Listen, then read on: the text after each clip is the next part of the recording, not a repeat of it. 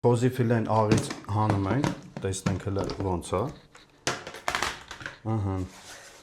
Աղի մեջ ինքն էլ շատ լավ հասունացել է, աղը շատ լավ վերցրել է մեր ֆիլեն։ Հիմա որ սենց նայեք, հələ ինքը ոնց է ձգվել, փափկությունը լրիվ անցել է ֆիլեի։ Էս էլ մեր 5 խոզուկներն են, այն ժամանակ որ ասեցի 3, հետո 4, հիմա արդեն 5 հատ են դարձել, մի հատիկ ճուտ է հանել։ 1, 2, 3,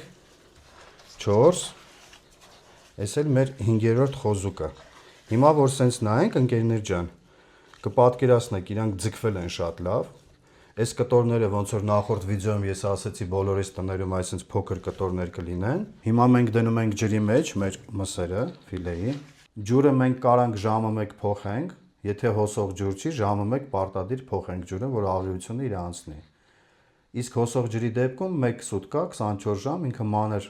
ջուրը կբացեք, թող հոսող ջրով ինքը անցնի։